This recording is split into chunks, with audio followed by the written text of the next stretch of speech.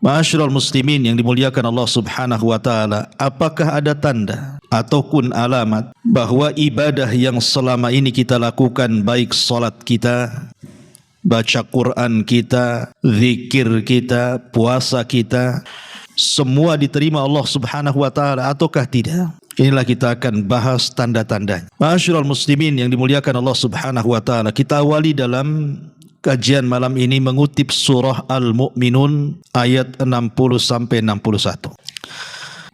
Allah Subhanahu wa taala berfirman, "Walladzina yu'tuna ma ataw wa qulubuhum wajilatun annahum ila rabbihim raji'un. Ulaika yusari'una fil khairati wa hum laha sabiqun."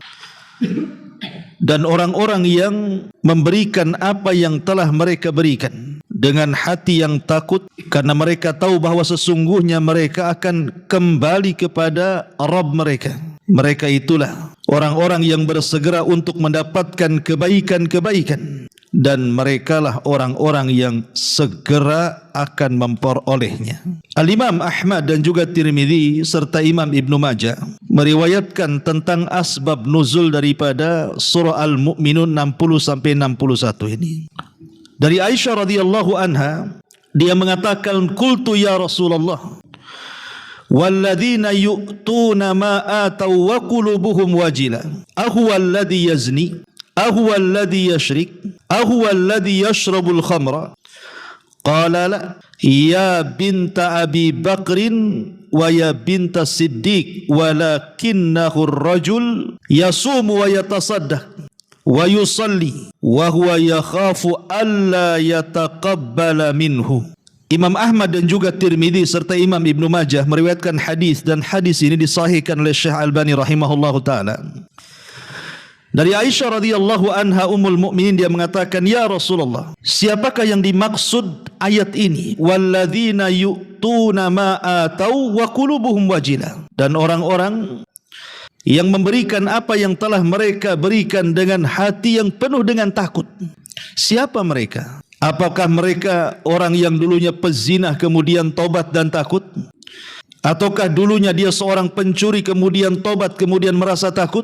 Ataukah yang dulunya penggemar minum khamar kemudian tobat kemudian takut? Maka Rasul mengatakan, bukan itu maksudnya wahai putri dari Abu Bakar. Akan tetapi ayat itu adalah seorang laki-laki yang berpuasa, yang bersedekah, yang sholat, tetapi mereka takut kalau seandainya ibadah-ibadahnya tidak diterima Allah Subhanahu wa ta'ala. Ma'asyiral muslimin yang dimuliakan Allah Subhanahu wa ta'ala, lihat bagaimana Nabi SAW menjelaskan kepada Aisyah radhiyallahu anha tentang surah Al-Mu'minin 60 ini, bahwa orang-orang yang takut itu bukan yang dulunya ahli maksiat kemudian bertobat, kemudian dia takut kalau seandainya tobatnya tidak diterima. Bukan itu maksudnya. Tetapi maksudnya adalah orang yang beribadah seperti puasa, sedekah, salat, kemudian dia takut jangan-jangan ibadahnya tidak diterima. Ini yang kita takutkan. Yang kita takutkan itu ini. Karena Allah Subhanahu wa taala mengatakan dalam surah Al-Kahfi ayat 103, "Qul hal nunabbiukum bil akhsarina a'mala alladzina dhalla sa'yuhum fil hayatid dunya wa hum yahsabuna annahum yuhsiruna sun'a." Maukah kuhabarkan kepada kalian, kata Allah, serugi-ruginya amalan. Merekalah orang-orang yang percuma usaha mereka dalam kehidupan dunia, tapi mereka masih menyangka saja mereka masih berbuat kebaikan. Jangan sampai kemudian kita merasa kita sudah sholat, sudah puasa, sudah beribadah, rupanya itu semua ditolak dan tidak diterima. Amilatun nasibah, hanya lelah letih saja. Ma'asyiral muslimin yang dimuliakan Allah Azza wa Jalla, lihat Ibrahim alaihi salatu wassalam. Ketika Allah Subhanahu wa taala memerintahkan Ibrahim untuk membangun Ka'bah, akhirnya Ibrahim pun kemudian mengajak putranya membangun Ka'bah atas perintah Allah. Bukan kemauan dia membangun Ka'bah, Allah yang perintahkan. Dan Allah Subhanahu wa taala katakan, "Wa idh yarfa'u Ibrahimul qawaida minal bait wa Ismail." Dan ingatlah ketika Ibrahim dan juga Ismail meninggikan Ka'bah. Artinya Allah perintahkan Ibrahim untuk membangun Ka'bah. Setelah diperintahkan, Ibrahim melaksanakannya. dibangunlah Ka'bah dengan Ismail. Setelah kemudian Ka'bah selesai, maka Ibrahim alaihi salatu wassalam pun mengatakan, Rabbana taqabbal minna. Ya Allah, terimalah amalan kami ini. Innaka antas sami'ul alim. Karena engkau zat yang maha mendengar lagi maha mengetahui. Lihat, kalau sekelas Ibrahim saja, dia masih meminta kepada Allah untuk diterima amalannya. Padahal yang memerintahkan membangun Ka'bah adalah Allah. Dan yang membangunnya juga seorang Nabi, bahkan Khalilur Rahman. Bahkan Abul Anbiya, bapaknya para Nabi.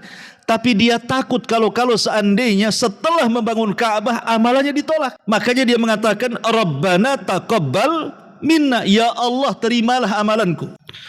Ma'asyiral muslimin yang dimuliakan Allah Azza wa Jalla, kata Syekh Muhammad ibn Abdul Wahhab rahimahullahu ta'ala, dia mengatakan, lihat, jalalullah wa azamatuh fi qulubil ladzina ya'rifuna.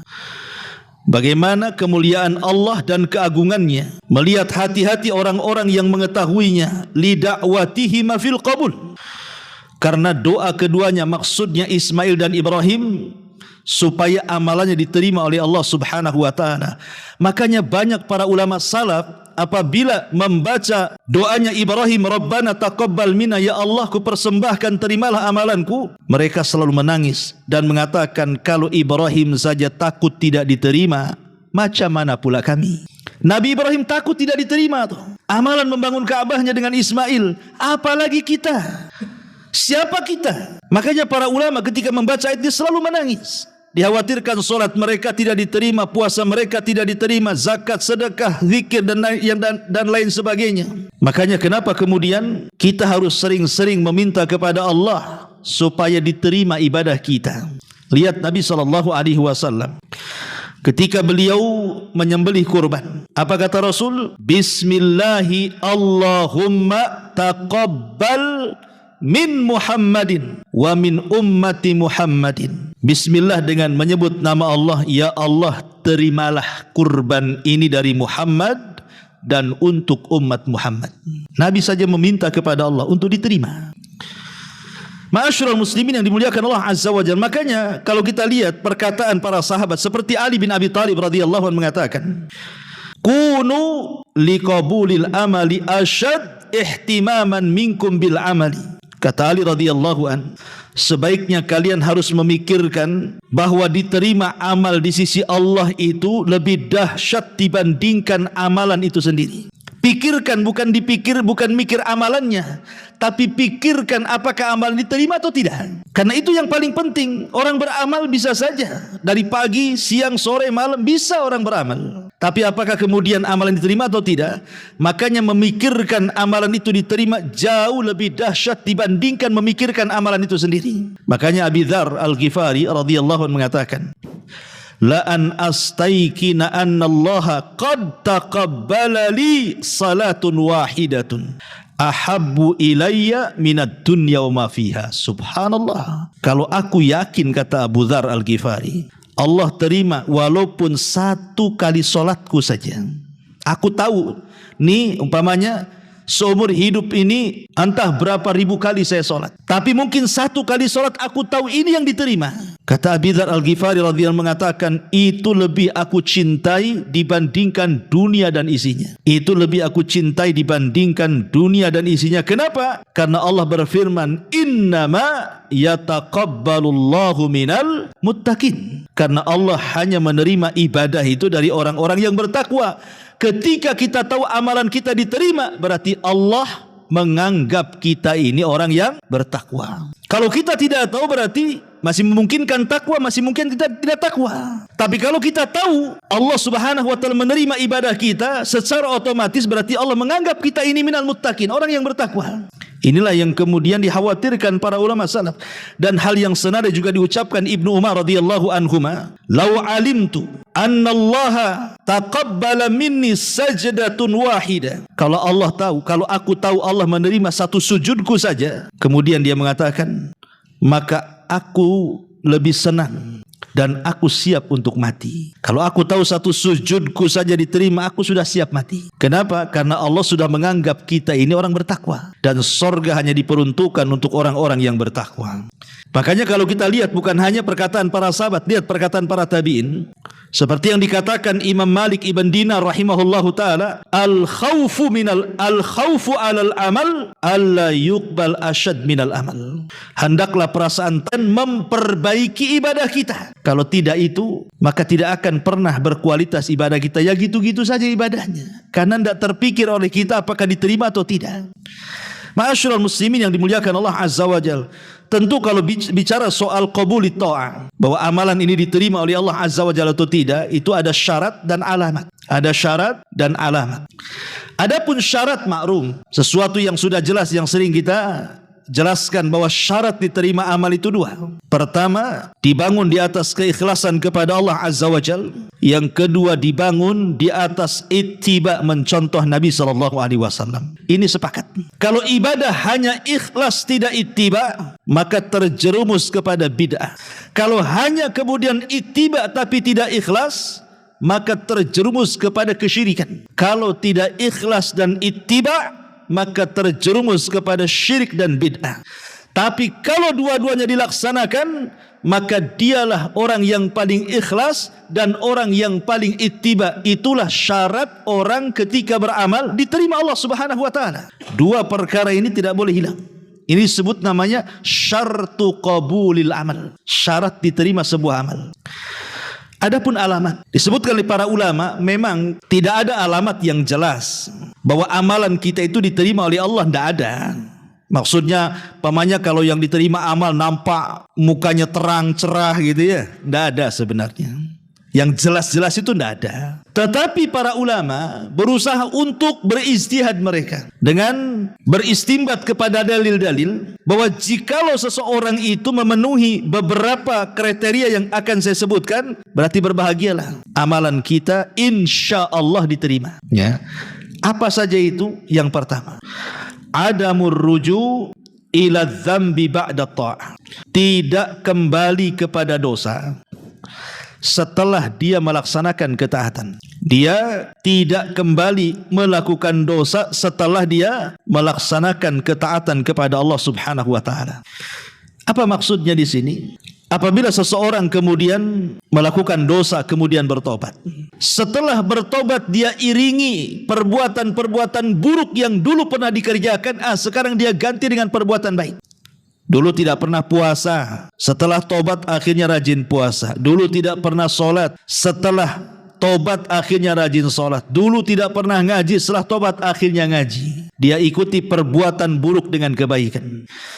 Kalau seandainya dia terus di atas kebaikan dan tidak kembali kepada dosanya, maka itulah tanda diterima ketaatan kita kepada Allah. Tapi kalau seandainya dulu tidak sholat, kemudian tobat sholat, balik lagi tidak sholat, nah ini gak akan diterima amalannya. Ini yang pertama.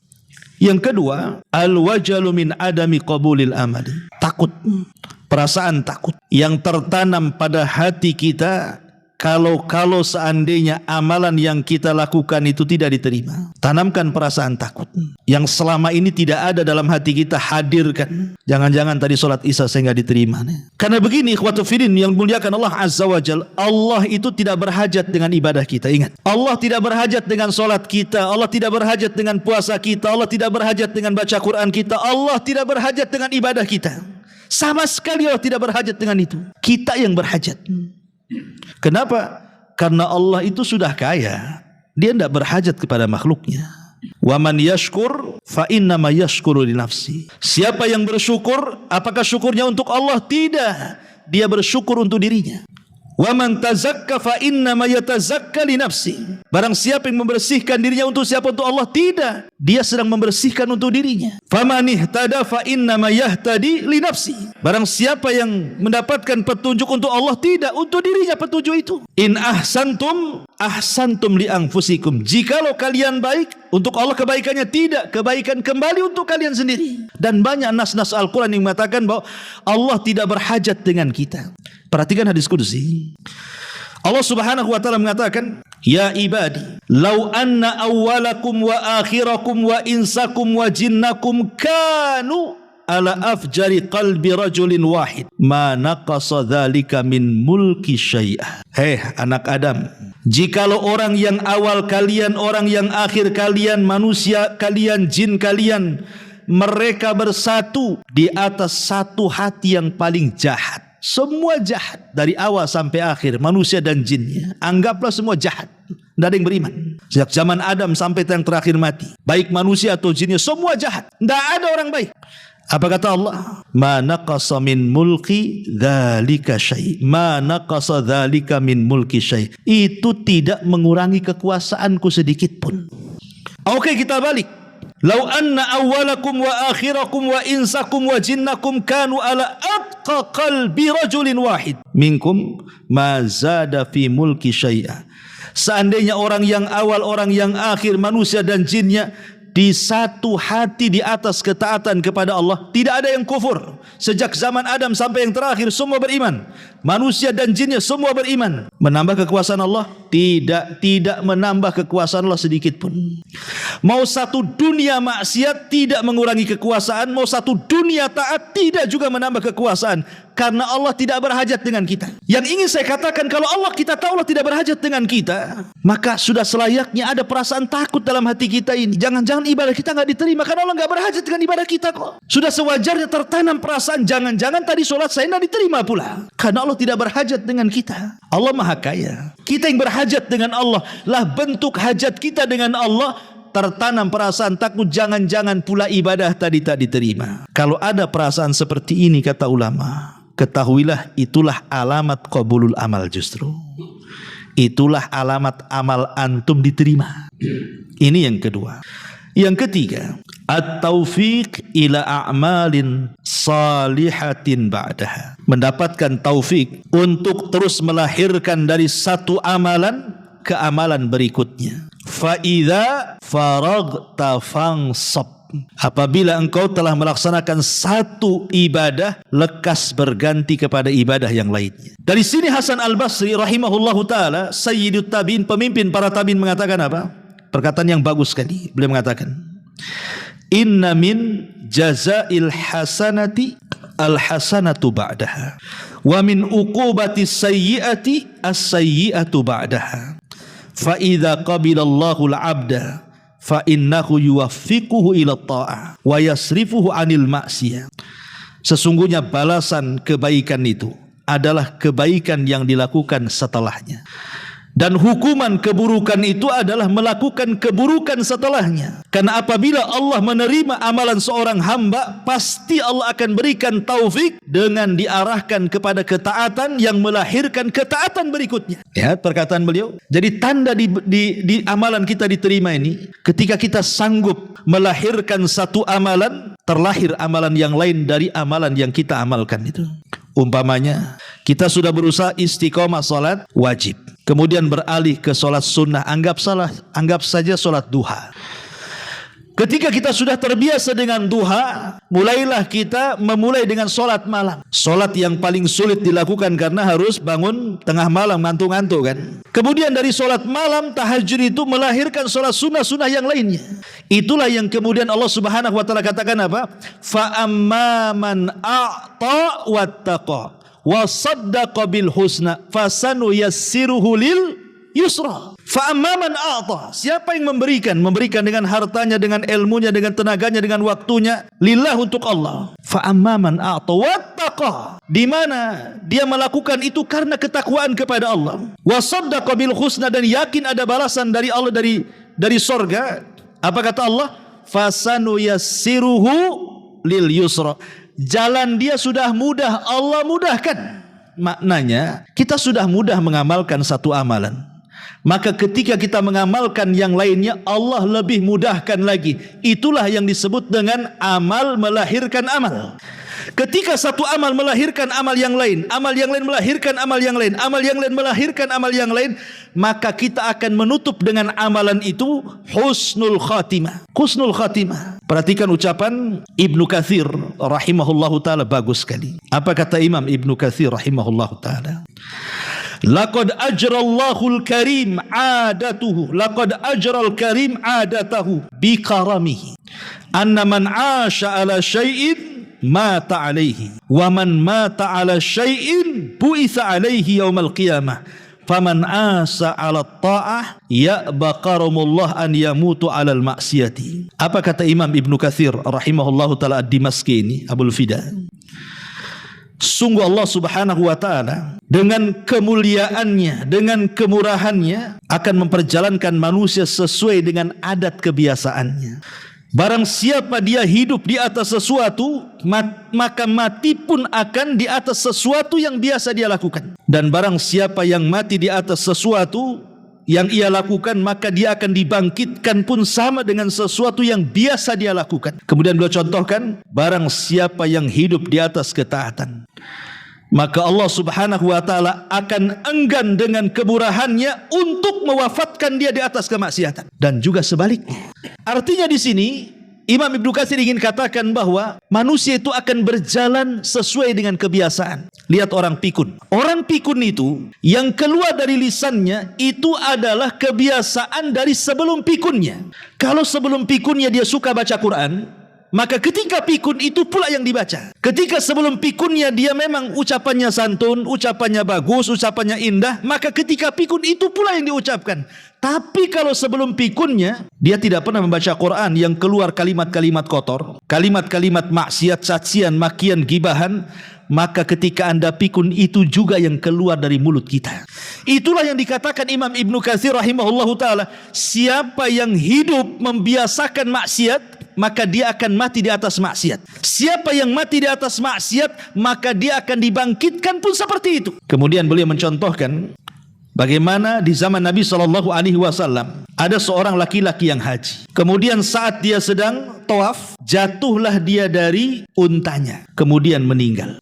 Kemudian para sahabat mengatakan, apa yang harus dilakukan dengan jasadnya? Maka Nabi SAW kafankan dengan kain ihram yang ada di badannya. Kemudian Rasulullah SAW mengatakan, fa innahu yub'atsu yaumal qiyamati mulabbiya, karena kelak orang itu nanti pada hari kiamat akan dibangkitkan di hadapan Allah dan dia sedang mentalbiyahkan haji labbaik Allahumma labbaik. Ya, tapi kalau seandainya orang mati itu karena di atas kemaksiatan, anggaplah dia bunuh diri, maka dia akan dibangkitkan sedang membunuh dirinya. Dengan cara apa dia membunuh diri ketika di dunia? Ketika dia membunuh diri dengan cara menusuk perutnya dengan pisau, maka dibangkitkan pun sedang menusuk-nusuk pisaunya ke dalam perutnya. Na'udzubillah.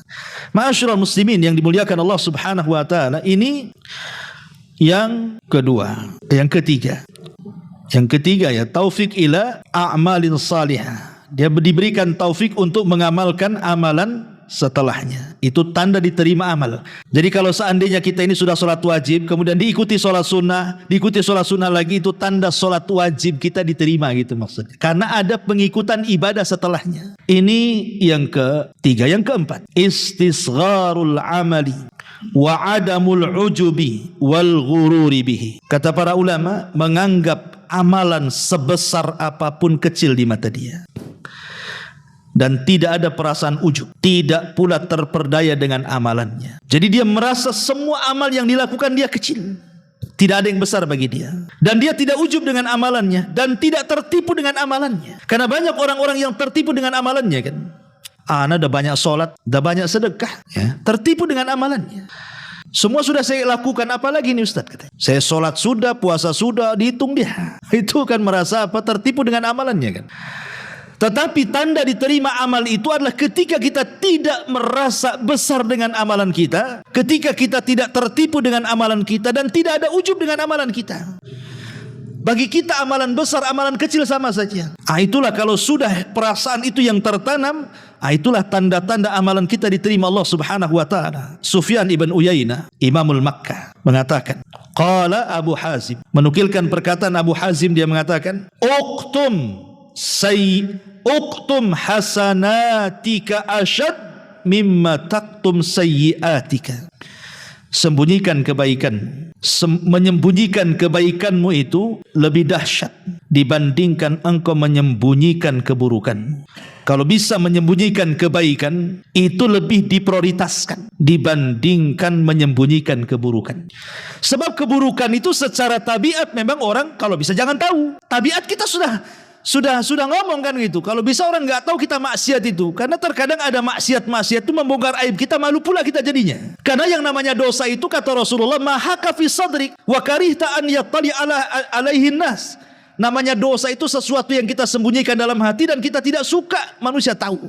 Itulah makna dosa. Makna dosa itu adalah sesuatu yang kita sembunyikan dan kita benci kalau orang tahu. Makanya kemudian kata Sufyan ibn Uyainah menukilkan perkataan Abu Hazim, menyembunyikan kebaikan itu harus diprioritaskan dibandingkan menyembunyikan keburukan. Karena secara otomatis keburukan itu pasti disembunyikan. Tapi menyembunyikan kebaikan itu bukan perkara mudah. Terkadang ya, sebenarnya sih kebaikan yang antum lakukan itu sudah lama sebenarnya. Entah 10 tahun yang silam, 15 tahun yang silam. Mungkin antum sudah lupa. Dan itulah amalan ikhlas yang pernah antum lakukan. Tapi terkadang setan datang ngasih was-was. Anggaplah umpamanya antum beritikaf di Masjid Muhajirin ini 5 tahun yang silam, kemudian antum pulang kampung. Nggak pernah cerita-cerita antum itikaf di sini. Kemudian antum balik lagi ke Batam. Setelah 5 tahun datang ke Muhajirin, ngobrol sama kawannya. Iya, anak dulu itikaf juga 5 tahun yang silam. Dikasih tahu pula. Dia sudah tutupi, udah mungkin lupa kan. Itulah setan kadang-kadang. Supaya amalan kita itu tampak di hadapan orang. Itu padahal sudah 5 tahun, bahkan yang 10 tahun pun sama. Itu yang tiang di pojok itu anak juga nyumbang tuh. Padahal sudah 10 tahun tuh nyumbangnya. Sebenarnya dia sudah ikhlas. Tapi dipancing setan keluar pula rianya. Makanya penting di sini. Itu karena menganggap apa? Amalan itu besar bagi dia. Makanya diungkapkan jadinya. Ya. Ma'asyiral muslimin yang dimuliakan Allah Azza wa Jalla. Kemudian juga dikatakan Fudail ibn Iyad rahimahullahu ta'ala, khairul ilmi wal amali ma khafiya anin nas. Sebaik-baik pengetahuan dan amal itu ada sesuatu yang tersembunyi dari manusia. Dan memang asal amal itu kalau bisa orang tidak tahu. Amal itu boleh terang-terangan kalau sifatnya syiar. Nah, kalau sifatnya syiar ialah terang-terangan. Korban, salat jamaah, adzan, itu memang harus syiar, orang tahu. Tapi secara asal amalan itu adalah dilakukan dengan sembunyi-sembunyi atau tidak terang-terangan. Makanya lihat perkataan Imam Syafi'i, bagus sekali. Perkataan Imam Syafi'i Muhammad ibn Idris Asy-Syafi'i rahimahullah ta'ala, dia mengatakan yang bagi, kata Imam Syafi'i, sudah seharusnya lil alimi an yakuna lahu khabi'atun min amalin salihin fima bainahu wa bainallah fa inna kullama dhahara linnas min ilmin aw amalin qalilin naf'i fil akhirati. Seharusnya kita ini selaku thalabul ilmi, orang yang paham pengetahuan agama, adalah amalan-amalan itu yang kita sembunyikan antara kita dengan Allah. Kalau bisa, ada amalan-amalan yang orang nggak tahu, istri kita pun tak tahu kalau punya istri, anak pun tak tahu, orang tua pun, yang tahu hanya kita dengan Allah. Hendaknya ada di antara kita itu amalan-amalan yang tersembunyi, yang hanya tahu Allah dengan kita saja. Kenapa demikian? Karena setiap apa yang tampak kepada manusia, kata Imam Syafi'i, dari pengetahuan atau amal saleh, maka itu akan sedikit bermanfaat untuk akhiratnya. Terkadang apa yang tampak itu sedikit manfaat untuk akhirat dibandingkan yang tidak tampak.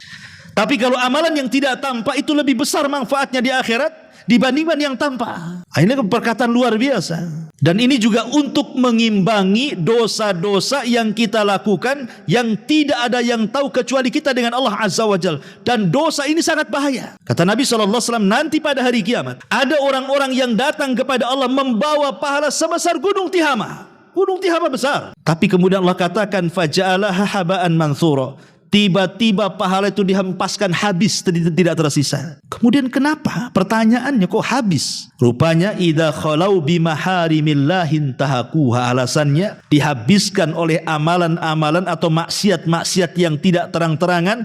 Apabila dia bersendirian, dia pun merobek kehormatan Allah Subhanahu wa ta'ala. Artinya dosa yang dilakukan tidak terang-terangan itu bisa menggugurkan pahala sebesar gunung Tihama. Maka untuk mengimbanginya supaya amalan kita tidak hilang, maka buat hal yang sama dengan amal soleh. Buatlah amalan soleh yang tidak ada yang tahu kecuali kita dengan Allah. Kalau satu hari ini kita melakukan dosa yang tidak ada yang tahu kecuali kita dengan Allah satu kali, kita buat juga amal soleh yang tidak ada yang tahu kecuali kita dengan Allah satu kali juga. Balance. Tapi kalau tidak, habis amalan kita. Ya. Gimana caranya Ustaz? Dan apa dosa yang tidak terang-terangan? Handphone itu di tangan antum itu dosa yang tidak terang-terangan. Walaupun antum pegang handphone di keramaian orang kan tidak tahu antum sedang ngapain di situ. Antum sedang buka apa? Antum sedang nonton apa? Antum sedang ngetik apa? Apalagi kemudian dalam kamar sendirian, makin lagi jahat kan gitu. Dan ini luar biasa madaratnya handphone ini. Oke lah, ini sudah musibah yang merata kan gitu. Tapi buat jugalah amalan soleh antara kita dengan Allah Subhanahu wa ta'ala. Dengan cara apa? Istighfar sambil jalan orang gak tahu. Tasbih sambil jalan orang tidak tahu. Takbir sambil jalan orang tidak tahu. Berzikir sambil jalan orang tidak tahu. Cukuplah kita dengan Allah Azza wa Jalla. Itu maksudnya. Maka yang keempat, tanda diterima amal ketika kita menganggap amalan itu tidak ada yang besar. Ini yang keempat. Yang kelima, hubbut ta'ati wa kurhul ma'siyati. Tanda diterima taat adalah dia punya kecintaan kepada ketaatan dan ada kebencian dari kemaksiatan. Karena kalau kita cerita masalah tobat sendiri, kapan orang yang bertobat dikatakan tobat itu? Kalau tidak ada pengaruh dosa yang ada tersisa di kepalanya. Maksudnya apa? Seorang pemabuk, kemudian dia bertobat tidak ingin mabuk lagi. Kemudian tertanam dalam hatinya, jangan lagi melihat orang yang mabuk, melihat botolnya saja nggak mau dia. Itu maksud. Itulah menghilangkan asarnya, pengaruhnya. Tapi kalau seandainya dia dulunya mabuk, kemudian tobat mabuk, tengok botol, memang tak mabuk, cuman masih ada kepengen juga, enak juga, tapi tak mau dia, takut dosa. Itu belum hilang pengaruh dosanya namanya, karena masih ada hawa nafsunya. Itu maksudnya. Lah ini yang seperti ini yang bahaya. Makanya harus ditanamkan hubbut ta'ah. Memang kita cinta dengan ketaatan dan benci dengan kemaksiatan. Itu alamat diterima tuh amal kita. Karena pengaruh maksiat sudah nggak ada. Ya. Dulu seorang pezina, kemudian dia bertobat. Jangankan lagi melihat filmnya gitu ya, film porno atau yang tidak layak ditonton. Lihat perempuan yang buka aurat, benci, naudzubillah. Ya. Itu betul-betul hilang pengaruh maksiatnya. Tapi kalau dulunya seorang pezina, kemudian tobat berzina, nampak pula wanita di jalan, teringat dulu masa dulu. Tapi dia takut karena takut dosa. Itu belum hilang itu pengaruh maksiatnya. Itu maksudnya. Nah, kalau dia betul-betul hilang pengaruh maksiatnya, itulah tanda bahwa amalan kita diterima. Itu maksudnya. Ini yang kelima. Yang keenam, ar-raja'u wa kathratud du'a. Menanamkan harapan dan memperbanyak doa. Terus berdoa dan berharap. Apa yang bisa kita lakukan selain doa dan harapan kan itu? Berdoa agar amalan-amalan kita diterima dan berharap agar amalan-amalan kita berpahala. Cuman dua itu. Berdoa agar amalan kita diterima, berharap agar amalan kita berpahala. Kalau itu yang ada pada hati kita, terus berdoa kepada Allah. Makanya para salaf apabila di bulan Ramadan, sebelum Ramadan, 6 bulan sebelum Ramadan, mereka mengatakan, ya Allah pertemukan aku dengan Ramadan. Masuklah mereka di bulan Ramadan. Setelah Ramadan, 6 bulan setelahnya, dari start keluar Ramadan sampai 6 bulan, maka mereka terus mengatakan, ya Allah terimalah Ramadanku, ya Allah terimalah Ramadanku selama 6 bulan. Itu yang dilakukan para salaf. Karena mereka takut kalau seandainya amalan mereka tidak diterima. Ketika ada perasaan kita berdoa kepada Allah, terus meminta agar amalan kita diterima dan ada harapan mudah-mudahan berpahala, maka itu tanda alamat tuh, bahwa amalan kita diterima. Kemudian yang nomor 7, at-taisir lit-ta'ati wal ibti'ad anil maksiati. Mudah melakukan ketaatan, kayaknya mudah sekali, tidak ada beban karena hatinya insirah, hatinya lapang. Hatinya lapang, gak ada beban-beban sama sekali dalam melakukan ibadah itu. Contoh mamanya sholat. Sholat ini kan, orang yang sholat itu terbagi dua kelompok tuh. Pertama, sholat karena sebuah kebutuhan. Yang kedua, sholat karena sebuah beban. Karena ada dua orang sholat tuh, memang kebutuhan ataupun memang beban. Bagi yang melakukan sholat, antum sholat di sholat duhur atau sholat isya tadi, habis sholat isya itu plong rasanya seperti antum bayar hutang. Berarti itu menjadikan sholat itu sebagai beban ya. Jadi kalau antum selesai sholat sama dengan selesai nyaur hutang, berarti sholatnya masih dijadikan beban, bukan kebutuhan ya. Tapi kalau seandainya habis sholat plong hatinya, bukan karena hilang seperti bayar hutang, tidak. Dia senang sudah melakukan ibadah dan dia menunggu sholat setelah sholat. kapan lagi ya sholat, kapan lagi ya sholat, gitu maksudnya. Berarti itulah tanda diterima amalan kita dan ketaatan. Kenapa? Karena Allah memberikan taisir, kemudahan di dalam beribadah kepada Allah Azza wa Jalla dan menjauhi maksiat. Kemudian yang nomor 8, hubbus salihin wa bughdu ahlil ma'asi. Cinta dengan orang-orang saleh, suka bergaul dengan orang-orang saleh, banyak berinteraksi dengan orang-orang saleh, dan dia benci dengan ahli maksiat. Tak mau dia ketemu, enggak mau bergaul lagi.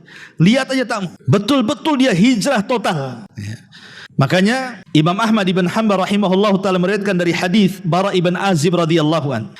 Kata Nabi sallallahu alaihi wasallam, "Inna awthaqa ural iman an tuhibba fillahi wa tubghidha fillah." Sesungguhnya ikatan iman yang paling kuat adalah ketika kita bisa menanamkan cinta karena Allah, benci pula karena Allah. Kalau cinta, cinta karena Allah. Benci, benci juga karena Allah. Saya cinta dengan orang-orang saleh, itu karena Allah. Dan saya benci ahli maksiat juga karena Allah. Bukan benci kepada orangnya, tapi kepada kemaksiatannya yang kita lihat di depan mata. Makanya apa kata Imam Syafi'i rahimahullahu ta'ala? Aku melihat orang-orang saleh dan aku bukan bagian dari mereka. Uhibbus salihin walastu minhum. Kata Imam Syafi'i rahimahullahu ta'ala, uhibbus salihina walastu minhum. Aku suka dengan orang-orang saleh, kata Imam Syafi'i, tapi aku bukan bagian dari mereka. Tawadhu. Ya. Apa kata Imam Ahmad dijawab? Tuhibbus salihin wa anta minhum. Engkau cinta dengan orang soleh dan engkau termasuk orang soleh, kata Imam Ahmad. Itu kan guru dan murid itu. Ya. Lihat bagaimana Imam Syafi'i rahimahullah ta'ala, saya cinta dengan orang-orang soleh walaupun saya tidak seperti mereka. Karena kalau tidak cinta dengan orang-orang soleh, cinta sama siapa? Berarti lawannya orang-orang toleh, orang-orang jahat kan gitu. Maka ini tanda diterima amal kita itu kalau tertanam pada hati kita yang bergaul ya dengan orang-orang yang baik saja. Dia nggak mau bergaul dengan orang yang jahat. Ini nomor 8. Nomor 9, kasratul istighfar. Ketika lisannya basah dengan istighfar, terus beristighfar. Walaupun dia tidak merasa berbuat dosa, tidak apa-apa, beristighfar saja. Karena istighfar itu tidak mesti berbuat dosa. Seperti Nabi SAW beristighfar sehari itu 70-100 kali. Apa Nabi berbuat dosa? Kan tidak. Bisa saja istighfar itu dalam bentuk tajdidut taubah, pembaharuan tobat. Tapi kalau kita ya sudah jelas banyak dosa. Hari-hari kita ke pasar, hari-hari kita melihat aurat, hari-hari kita melihat handphone, hari-hari juga kita melihat aurat, hari-hari mata kita memandang yang haram. Lisan kita pula tidak mau istighfar. Gimana ceritanya? Ya. Jadi kalau Nabi beristighfar itu bukan karena berbuat dosa. Kalau kita mengistighfar karena banyak dosanya kan gitu. Makanya jangan sampai kemudian kita sakit hati gara-gara tidak bertobat kepada Allah Azza wa Jalla dengan perbanyak istighfar. Dan yang nomor 10, al-mudawamatu 'alal a'mali shalihah. Membiasakan, mendawamkan itu artinya istiqomah. Kata Nabi SAW, khairul a'mal adwamuha wa in qalla. Sebaik-baik amal itu yang langgeng walaupun sedikit. Kenapa? Karena Allah itu tidak bosan untuk menerima ibadah kita. Kita yang bosan ketika beribadah kepada Allah. Makanya kenapa ambil yang sedikit tapi istiqomah, jangan pula ambil banyak habis itu tumbang. Karena ada istilah man akhadha jumlatan faqadal jumlah. Kalau ambilnya banyak, tumbangnya juga banyak. Maka ambillah yang sederhana-sederhana tapi istiqomah. Kenapa? Karena kita akan bosan. Allah tidak pernah bosan. Makanya supaya istiqomah itu ya ambil, umpamanya kalau puasa nih, ada Seninnya, ada Daudnya, ada Ayamul Bidnya, ada macam-macamnya puasa. Ada puasa qadhonya kalau punya utang kan. Oke lah, memang saya ini ahli puasa, sanggup lapar-laparan. Ambil puasa terbaik apa? Ambil Daudnya saja, sudah cukup. Ambil Daudnya saja, itu sudah mencakup semua puasa. Nggak usah Daudnya juga, Senin Kemisnya juga, Ayamul Bidnya juga. Nggak perlu. Ambil satu tapi istiqomah. Oke, Senin Kemisnya saja. Kenapa demikian? Karena yang namanya istiqomah itu ada batas waktu kuat dan tidaknya. Mungkin masa muda ya, saya antum masih muda ini masih kuat lapar, masih bisalah puasa Daud, istiqomah dengan puasa Daud. Tapi usia antum itu akan terus bertambah. Nanti akan sampai juga mungkin Allah takdirkan usia antum 60-70 tahun sanggup puasa Daud. Berarti kalau tidak sanggup nanti hilang istiqomahnya kan? Kita mikir juga masa tua nih. Macam mana amalan ini bisa langgeng sampai masa tua, sampai mati gitu maksudnya. Kalau kita langsung ngambil yang berat, mungkin 20-30 tahun masih kuat. Kalau sudah tua mana bisa kuat lagi? Kalau begitu terpikirlah, dah Senin Kemis saja lah. Umpamanya seperti itu. Supaya bisa istiqomah terus. Ya. Ma'asyiral muslimin yang dimuliakan Allah Azza wa Jalla. Kemudian juga yang nomor 11. Bukan hanya sekedar istiqomah, ats-tsabat, tapi lebih daripada itu ada taharatul qalbi. Ketika hati ini bersih, tidak ada hasad, tidak ada dendam, tidak ada penyakit, pokoknya bersih, lapang dada itu kayaknya. Dan lapang dada ini luar biasa. Memang sulit. Kalau antum punya mobil, ingin bersih, masukkan ke karwas, kinclong. Rumah kotor, sewa pembantu, pel, sebentar saja, bersih, bisa ngaca pula kita di keramiknya. Apalagi semua benda di depan kita itu bisa dibersihkan. Tapi hati sulit untuk membersihkannya. Membersihkan hati itu bukan seperti membersihkan mobil, membersihkan rumah, membersihkan piring, tidak. Membersihkan hati itu paling sulit. Karena setiap kita bersihkan datang pula lagi kotorannya. Setiap kita bersihkan datang lagi kotorannya. Makanya tajdidul qalbi, memperbaharui hati itu harus terus setiap hari kita lakukan. Nabi SAW sampai setiap hari berdoa, ya muqallibal qulub tsabbit qalbi ala dinik. Wahai zat yang membolak-balikan hati, tetapkan hatiku di atas agamamu. Anas ibn Malik radhiyallahu mengatakan, ya Rasulullah, apakah engkau mengajarkan doa itu untuk umatmu karena engkau takut kepada kami? Kata Rasul, iya, karena hati kalian itu berada di genggaman Ar-Rahman yang sewaktu-waktu Allah bisa memutar balikan sesuai dengan kehendaknya. Namanya hati itu bisa sesat, bisa dapat hidayah. Ada futurnya, ada semangatnya. Makanya Rasul mengatakan banyak-banyaklah berdoa seperti ini supaya hati kita itu mantap. Kalau setiap hari kita bersihkan hati itu dari itu semuanya, maka itu tanda-tandanya bahwa ketaatan kita diterima. Kemudian yang nomor 12, tadhkiratul akhirah. Dia selalu ingat akhirat. Yang diingat akhirat saja. Sampai-sampai Aisyah radhiyallahu anha pernah duduk. Kemudian Nabi SAW berbaring di pahanya. Kemudian Nabi SAW ditatap oleh Aisyah mukanya. Tiba-tiba Aisyah menangis dan tetesan air matanya sampai berlabuh di pipi Nabi. Nabi sontak bangun, duduk dan memandang Aisyah, kaget. Kemudian mengatakan, wa mayubki walimad dumu. Apa yang membuat anda menangis dan kenapa air matamu menetes seperti itu, hai Aisyah? Lihat jawaban Aisyah radhiyallahu anha. Dia mengatakan, tadzakartu yaumal qiyamah. Ketika aku memandang wajahmu, aku teringat dengan hari kiamat. Apa hubungannya? Tadzakartu yaumal qiyamah, aku ingat hari kiamat. Ya Rasulullah, hal tadhkuru bi ahlika yaumal qiyamah? Apakah engkau akan ingat nanti pada hari kiamat dengan keluargamu, wahai Rasul? Kata Nabi SAW, amma fi thalathati mawatin fala yadhkuru ahadun ahada. Adapun di 3 tempat, wahai Aisyah, orang tidak akan ingat siapapun kecuali dirinya. Ketika di titian, ketika di telaga, dan ketika di tempat penimbangan amal. Jadi terbiasa mengingat akhirat itu, itulah yang kemudian tanda bahwa kita ini diterima amal. Karena yang dipikirkan kita akhirat, gitu, bukan dunia. Kemudian juga yang nomor 13, berusaha untuk al-ikhlas al-amalulillah. Terus setiap hari kita membiasakan ikhlas. Setiap datang riya kita tolak, setiap datang takabur kita tolak, setiap datang ujub kita tolak. Berusaha untuk ikhlas. Ikhlas gimana caranya? Ya, karena ikhlas itu harus ada ijtihad. Makanya seorang laki-laki memberikan nasihat di hadapan Imam Hasan Al-Basri rahimahullahu ta'ala. Faqala lahul Hasan, maka Hasan Al-Basri mengatakan kepada orang yang ngasih nasihat kepadanya, ya hadza lam astafid min mau'idatik faqad yakunu maridha qalbi. Wahai tuan, apa yang kau ceramahkan kepadaku enggak masuk. Mungkin karena hatiku sakit. Ini seorang Hasan Al-Basri mengatakan seperti itu. Kayaknya ceramah antum enggak masuk Ustaz ke saya ini. Mungkin karena hati saya kotor. Itu maksudnya ya. Begitulah tawadunya Imam Hasan Al-Basri rahimahullahu ta'ala. Dia minta uzur kepada yang menasihatinya. Boleh jadi hatinya banyak kotoran sehingga susah menerima nasihat orang. Seperti itu ya. Kemudian juga yang terakhir tentunya, walaupun masih banyak ya, tapi kita ambil yang terakhir, adalah berusaha untuk ats-tsabat. Ats-tsabat sebenarnya dengan istiqomah sama aja artinya. Tapi ats-tsabat ini lebih lagi. Di atasnya istiqomah lagi. Lebih lagi. Jadi kalau memegang sunnah itu betul-betul memegang seperti di atas bara api gitu. Dipegang betul. Mau panas mau tidak dipegang dia. Itulah ats-tsabat. Dan ini Allah Subhanahu wa taala katakan, innal ladzina qalu rabbunallah tsumma istaqamu tatanazzalu alaihimul malaika alla takhafu wa la tahzanu wa abshiru bil jannati allati kuntum tu'adun. Ma'asyiral muslimin yang dimuliakan Allah Azza wa Jalla, setelah kita tahu uraian sedikit, maka selaku seorang mukmin adalah berusaha untuk memanfaatkan waktu sebaik mungkin. Karena kita tidak tahu amalan kita diterima atau tidak. Tidak ada alamat yang jelas gitu maksudnya kalau amalan kita diterima.